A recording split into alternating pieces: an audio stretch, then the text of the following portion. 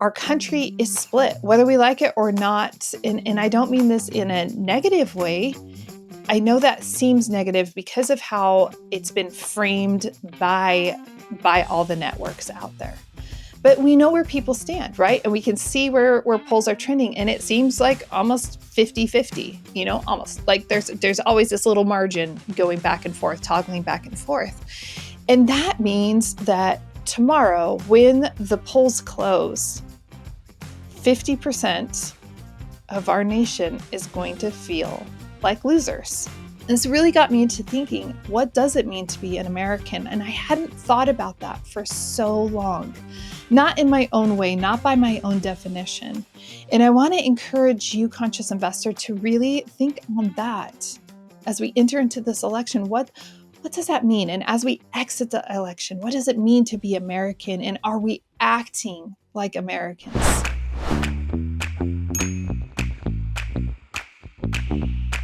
Welcome back, or welcome to the Conscious Investor Podcast, the show where we talk about health, mindset, and wealth building strategies. I'm your host, Julie Holly, and I'm so excited to share this episode and this space with you.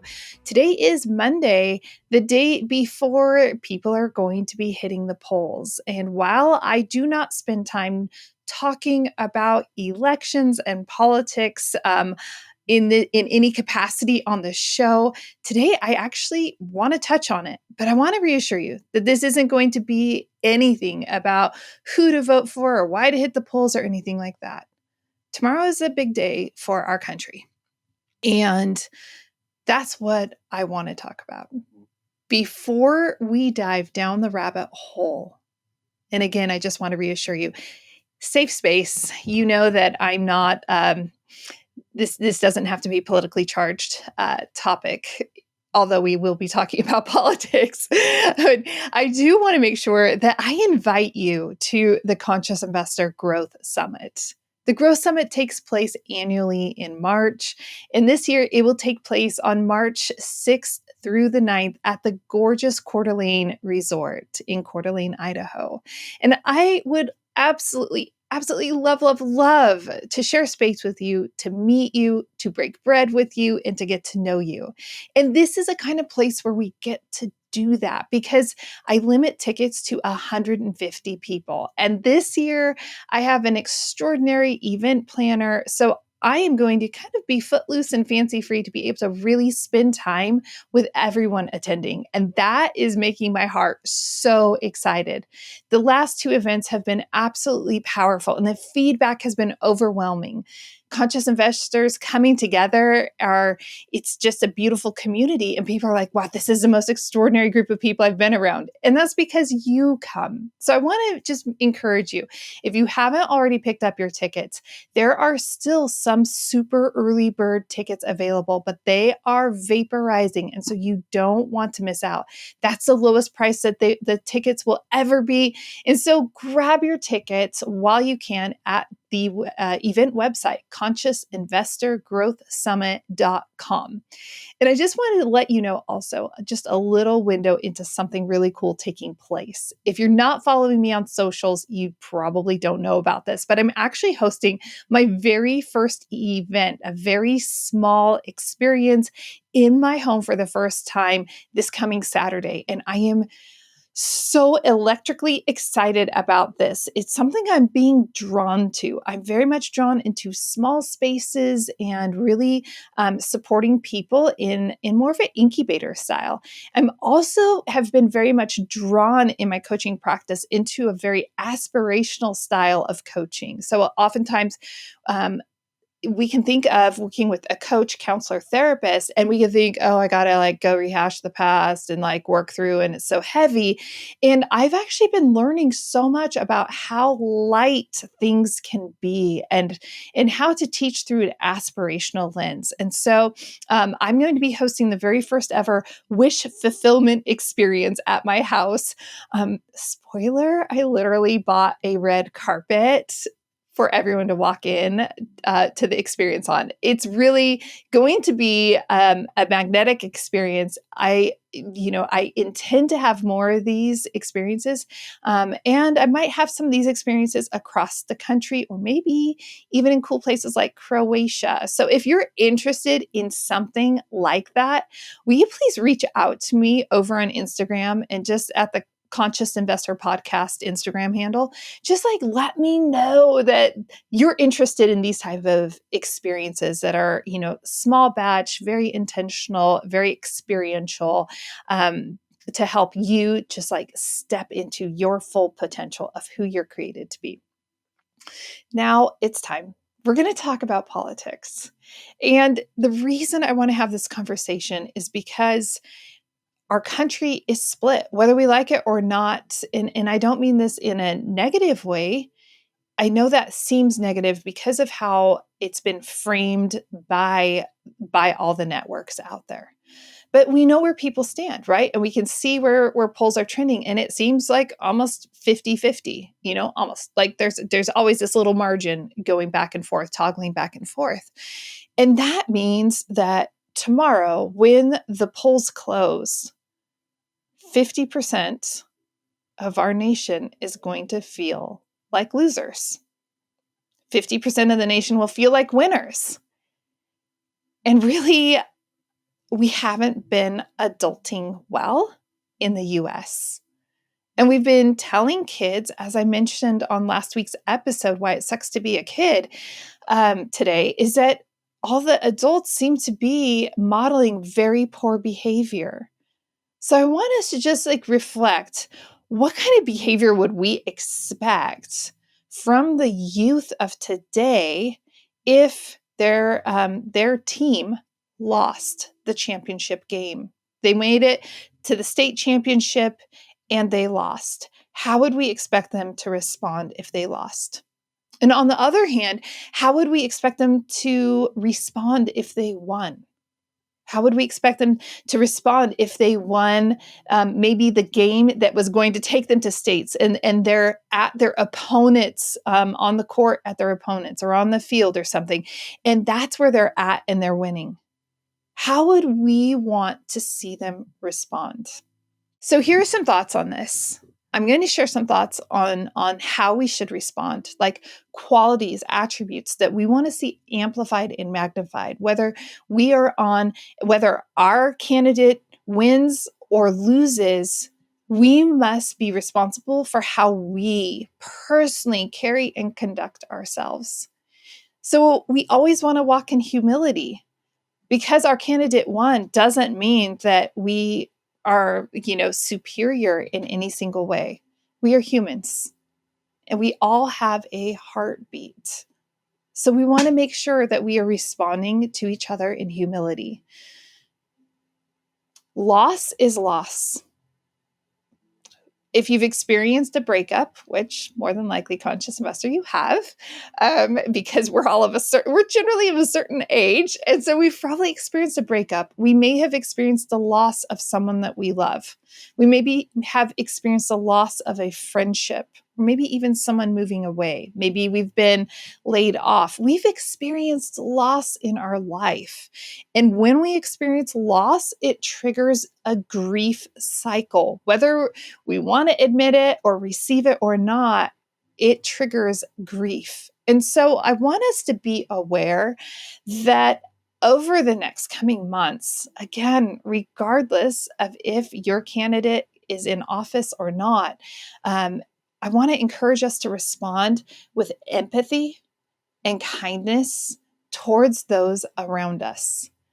People aren't going to necessarily overtly say, my candidate lost, but people are going to have that sentiment. They're going to have that feeling with them. And so we can do well, and we would do well to extend empathy, to extend kindness, and to ensure that as we are navigating the workplace, as we're navigating the grocery store, as we're filling up with gas and all the different activities that we're doing, that when we see people that may appear and be presenting as if they're struggling in some capacity. And by that, I mean, maybe they're short fused, maybe they're grouchy, maybe they're frustrated or annoyed, or maybe they just seem depressed. Like, we're going to see there are going to be a lot of different responses that are going to present themselves, particularly for those whose candidate does not make it into the positions that they want. And that could be at the presidential level, at the state level, at the local level, at any level. People are taking these things very much to heart, even though a lot of people are, oh, I'm not into politics, I'm not following the news. Whether we like it or not, it's around us. I generally, I don't keep my finger right on the pulse of what's taking place with politics, but I do stay up with it.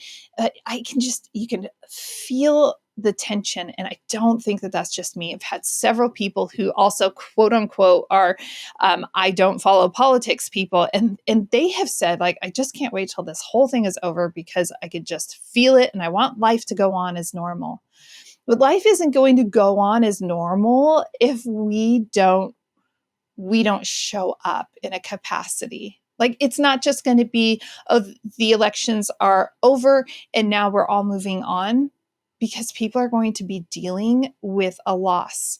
And it seems that with this particular presidential election specifically, it seems very much like so many people have built this up that if their candidate doesn't get into office, that terrible, detrimental things are going to happen.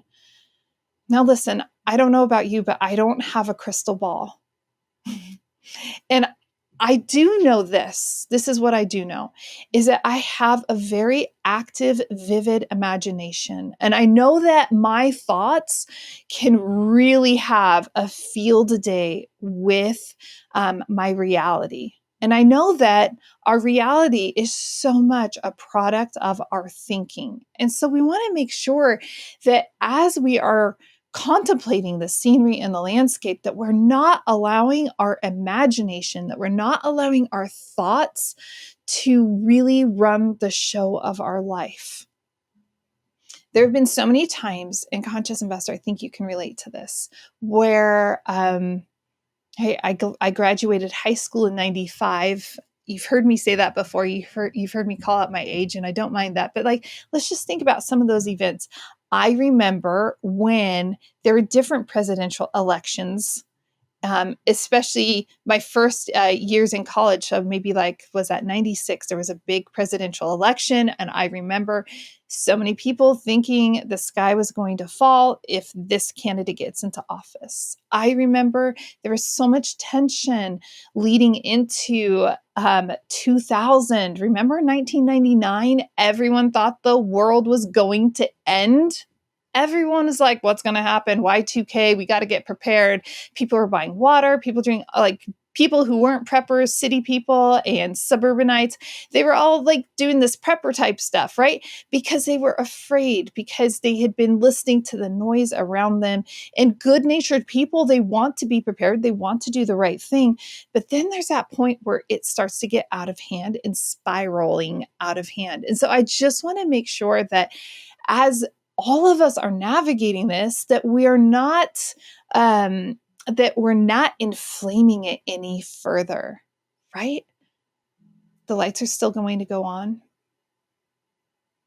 You're going to put gas in your car. You're going to go to work. Now, you know who is struggling in real life right now with those very basic things? People in Florida. People in North Carolina. Right? So there are people that are actually struggling where they literally, their life has been completely shifted and shattered. Their home is completely destroyed. Their collections of life, the stories, the artifacts that remind them of the history of their life, vaporized. Many lost loved ones. Many have loved ones that are no longer going to be the same because of the damage done to their bodies. So there are real things happening in this world that actually have the results that many of us are placing upon this election. And we would do well to make sure that we're not over amplifying something and giving it more credence than it deserves. Yes, it's a very important election, so I'm not going to minimize that. And yes, whoever is representing our country to the world, that is so important. And I do have very strong feelings on all of this. But this is just it. We need to say, these are my feelings, and this is my passion, and this is my belief. And I hold space for you. I hold space for others. That my life doesn't hinge upon this. I am still going to be a solvent person. I have autonomy. My identity is not paired. It is not married to whoever is in this official position. But I have a responsibility on how I carry and conduct myself in the world. And that's why we want to make sure that we are leading with acceptance. And I'm not saying the acceptance of if there are things that you believe are morally incorrect and inappropriate. I'm not saying like, hey, you just got to go accept. Like I've released podcasts episodes on acceptance. So you can please go back. You can listen to those type of podcast episodes to get, my foundation on acceptance. But I'm saying we need to accept whoever gets into office. That is a decision that the country has made. And we don't have to harbor ill will or anger or resentment or hostility. All of those things are going to hold us back. And I'm very confident in saying that it's very easy that 50%, regardless of which side that is, 50% of people are going to be struggling with this. So then how do we support each other? Because that's what this nation, that's what the United States is. It's a place where we come together, where our differences don't divide us. Our differences aren't a barricade between us, but this is a place where we come together. So how do we support that fellow American when things didn't work out the way they wanted to? Let's be that person. Let's show up in that capacity. Let's surprise the world. Let's surprise the news networks by showing up in a completely different way than is anticipated regardless of what happens. So if you're on the winning side, I want to encourage you to live with humility, to walk with empathy, to have acceptance, and to show respect and compassion. And if your candidate doesn't end up in the leadership positions that you want, I say the same things. Please walk with humility. It's not a reflection on your identity. Please walk with empathy. Maybe you're navigating this and you're in a capacity where you can navigate this in a healthy way, but you know people that are struggling. Their thoughts are out of control. Maybe at this point, this is that part where you can have a deeper level of acceptance. And that doesn't mean that you have to be happy about it. It doesn't mean that you're going along with anything. Acceptance is not approval. And that's what I think we have to really understand, is that we can accept the circumstances of something. And that doesn't say, oh, I accepted it, therefore I approve of it. It just means that I understand this is a state of things. I'm going to accept this, and I'm going to carry and conduct myself in a way that is who I want to be in this world. We need to stand up and we need to be the light that the world needs. The other day, my son, my guy, he sends me this message, and I know for a fact that this was a school assignment. Because he sent a follow-up message and he said, hey, I need a response back, Mom. This is an assignment. And he asked me this question, and I would ask you the same question. He said, what does it mean? He said, what does it mean to be an American to you? And then I wasn't able to respond. I was in a meeting, probably with you, Conscious Investor. And he said, please, shorthand, PLS, please respond. This is for an assignment. And this really got me into thinking, what does it mean to be an American? And I hadn't thought about that for so long, not in my own way, not by my own definition. And I want to encourage you, Conscious Investor, to really think on that as we enter into this election. What does that mean? And as we exit the election, what does it mean to be American? And are we acting like Americans? I'll read my response. And this was just my initial response, but I had been thinking about it. I've been thinking about it since. I said, it means the ability and freedom to explore, grow, build, and contribute to the world without hindrances, oppression, or persecution. Potential is only limited by my thinking, not by government mandates. It offers a choice to live on the streets or build a dream. I've met homeless people who choose that because they actually believe it's more free than working for the man. I could go on. This is my response. I love that we live in a country where if somebody does want to live a life of what we consider lower means, but that's what they want, they can. And if somebody wants to reach literally for the moon and take a rocket out there and take people with them, they literally can. There isn't another place in the world where you have that scope, that bandwidth. And there's a lot of responsibility that comes with that. I'd like to encourage you, and there's so much more I would add to that. Over on Facebook, I posted this. Only one person responded. Happened to be someone who is an immigrant from China, and the perspective was really interesting.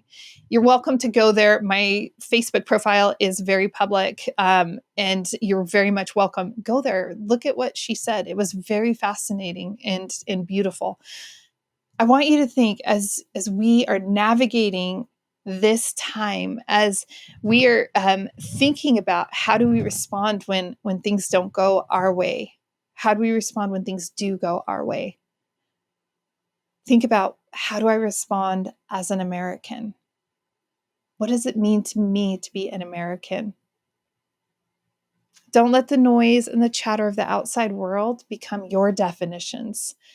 Personal freedom means that we are in control. We have autonomy over ourselves, over our thinking, over our beliefs. And this is what's so beautiful about personal freedom.